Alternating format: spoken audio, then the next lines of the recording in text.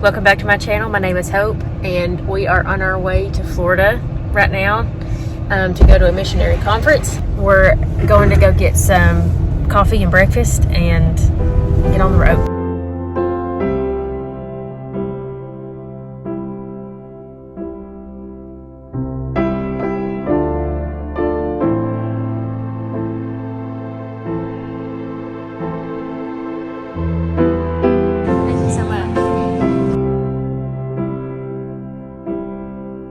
We have stopped to get some lunch here. I'm going to show you guys some of the books that I've brought with me.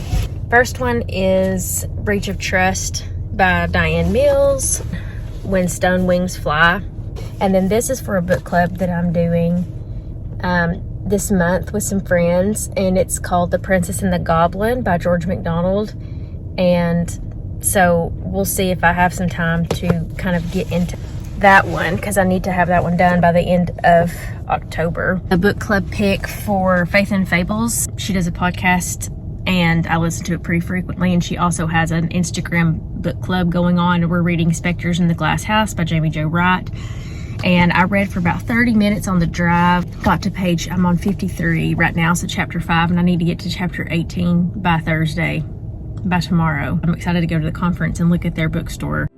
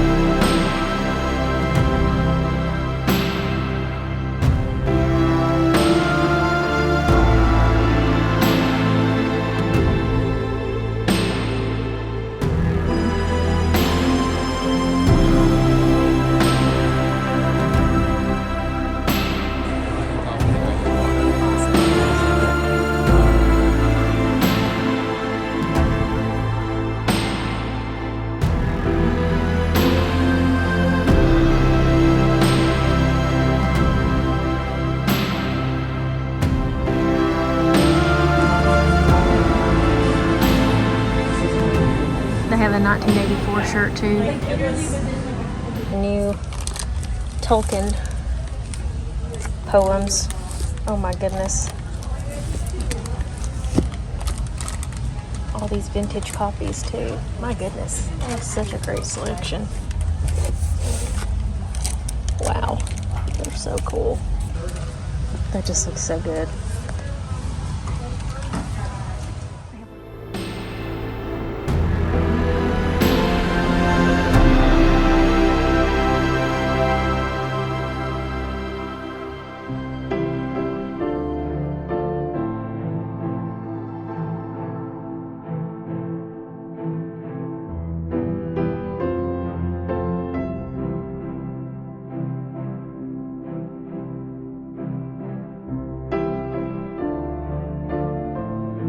In Washington, D.C.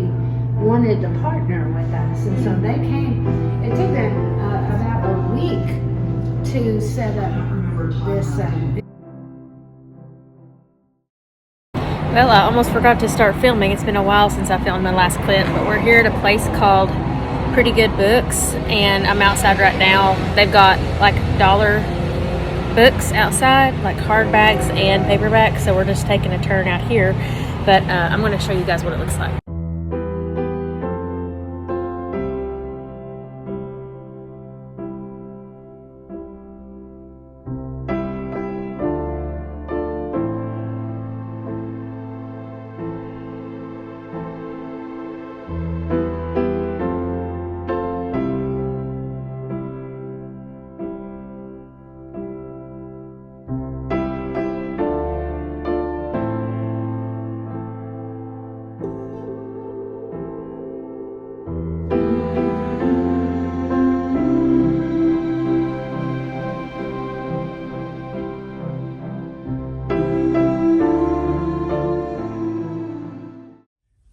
Alrighty, you guys, we are back from the conference, and this is actually a few days later, about over a week later that we came back. I wanted to do these books justice and make sure that I had a proper amount of time to sit down and talk about the people that wrote them, the missionaries that wrote them, and just do the books justice themselves. I also have one book that I'm going to be showing. I ended up reading it this month. It came this month, and I literally I devoured it. It was so good, and it's one of my probably top 3 books of this year. We went to the missionary conference in Jacksonville, Florida, but feel free to go to the website and peruse around, glean some information for yourself if you're interested in something like that. See if it's something that you'd be interested in going to. So the first book that I wanted to show you all that I read this month, and is just, oh my goodness. That book is My Dear Hemlock by Tilly Dillahay. It is so good.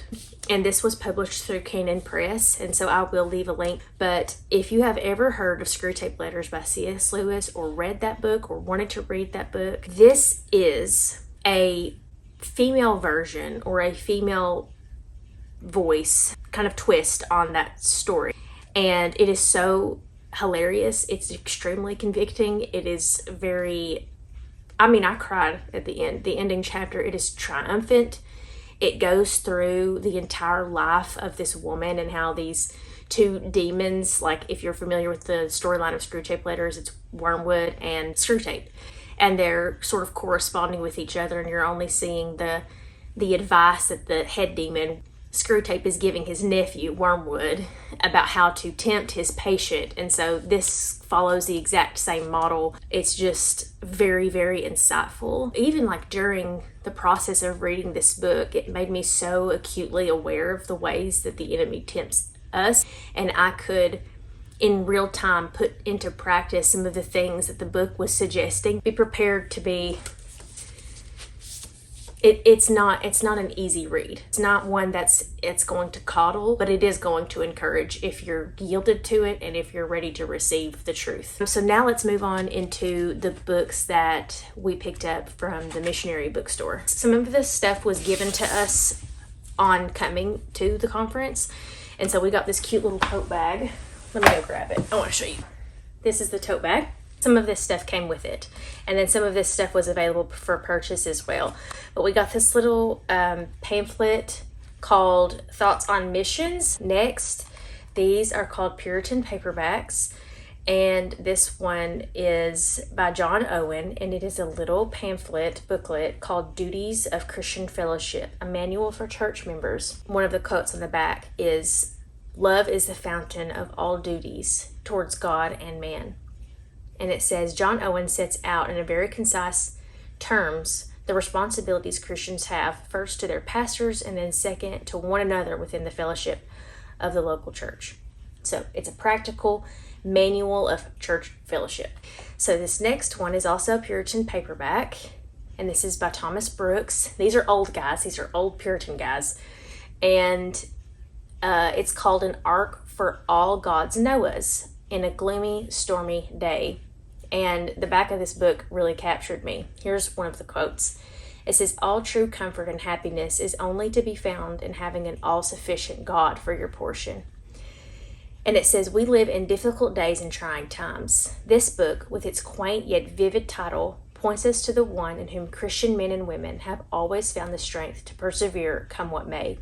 Taking Lamentations 3:24 at his starting point, 'The Lord is my portion, saith my soul.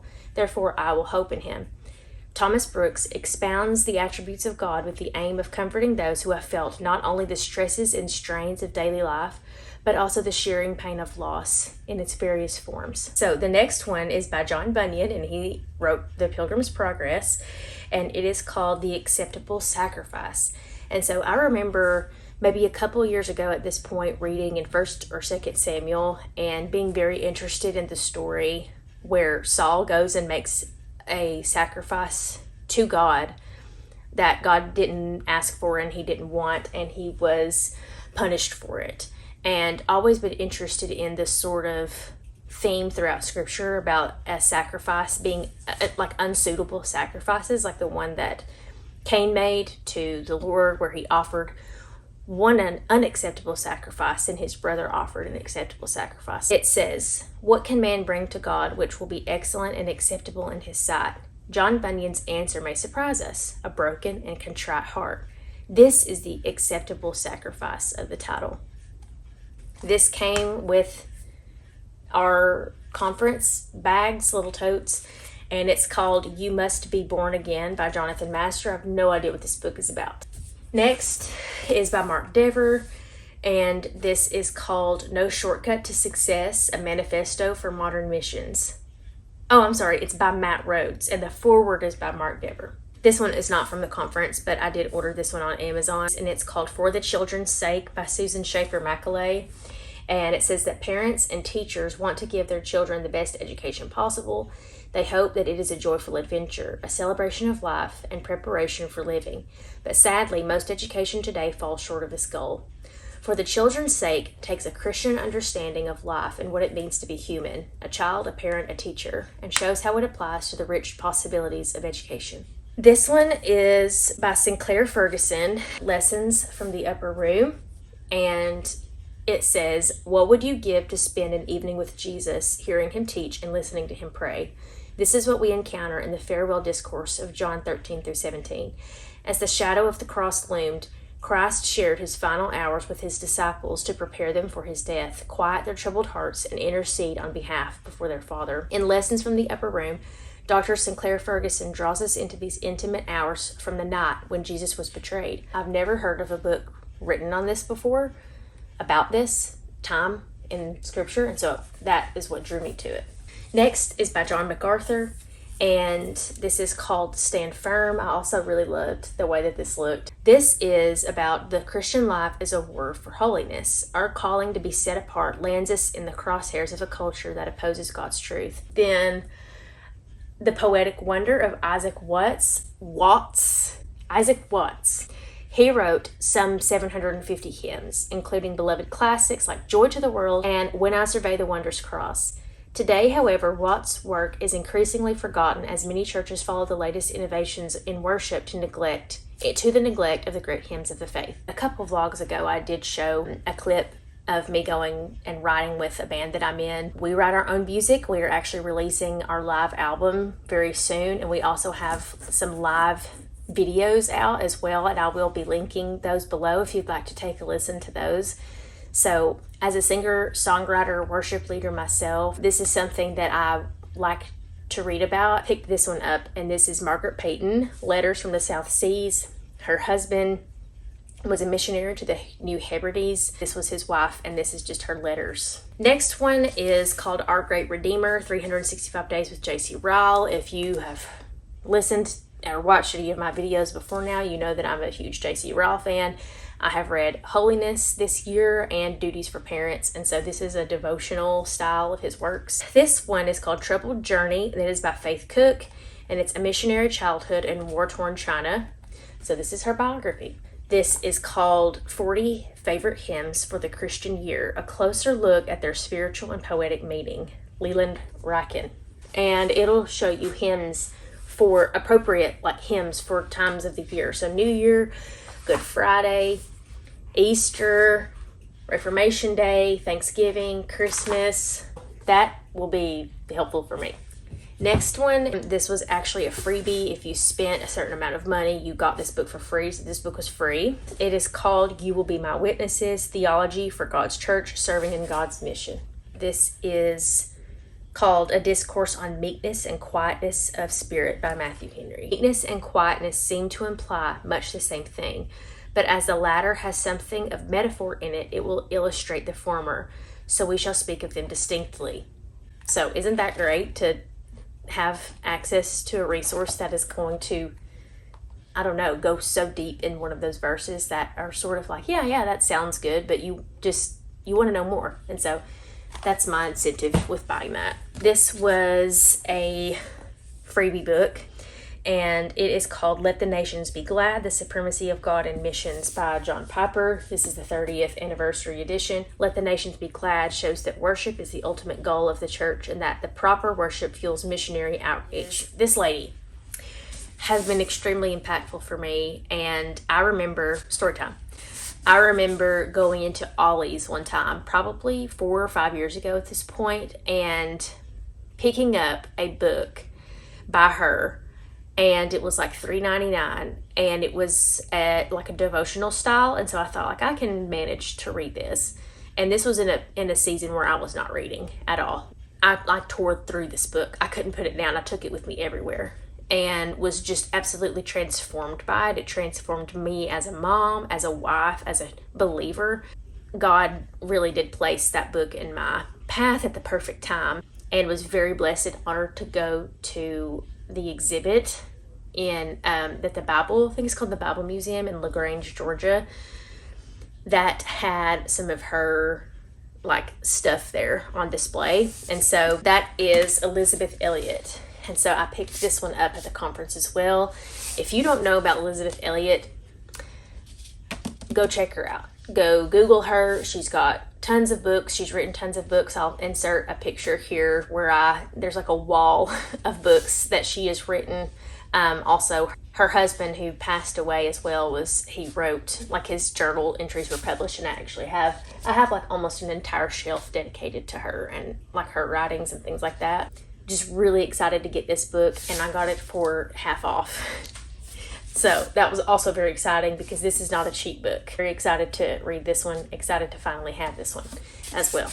And last but not least, these books don't include the books that I got at the San Marco Books, little cute bookstore that I got, or the Pretty Good Books bookstore that I got as well. But this is called the Reformation Study Bible. I also collect Bibles. That is a fun fact about me. I've been collecting since I've been 9. I love Bibles. I love helping people find Bibles. I used to work at a Bible bookstore, and so that's also a passion of mine as well. So if you need help finding a perfect Bible, please comment down below and let me know, because I would love to do that. This is the ESV, English Standard Version, and so this just has a ton of study notes. It's been a long time since I've gotten a Bible with a ton of study notes, and I just missed having that. I do like to have typically space to write a lot of notes. This is not that, but I also have been, during my quiet time, having like a notepad, and so I'm not too heartbroken about not having space to write in. Has all kinds of study notes in it, and if you're interested in that, I would recommend, I'll leave a link to where you can find that as well. And also, this was massively discounted. I mean, just very thankful that, you know, a lot of this stuff was just such good deals, and we just had a great time looking through the bookstore, and we were like two kids in the candy store, my husband and I. My husband is also a reader and also loves books. Such a blessing as well to have somebody that I love who also loves books. That's it. Thank you guys for watching this far. Thank you for joining me. And I also did want to mention that I started a Bookstagram at hopefully.books on Instagram. I would love to have you over there. And also, thank you for 100 subscribers. I think at this point, last time I checked, it was 110 subscribers. If there was a room of 110 people, I mean, that is a ton of people. And just really thankful for that, and thankful that you guys are here and commune and talk about books is just a very cool thing. And so I'm very thankful for that. Thankful that you're here. And yes, so with that, I hope you have a great rest of your week or weekend, and I'll see you next time. Bye.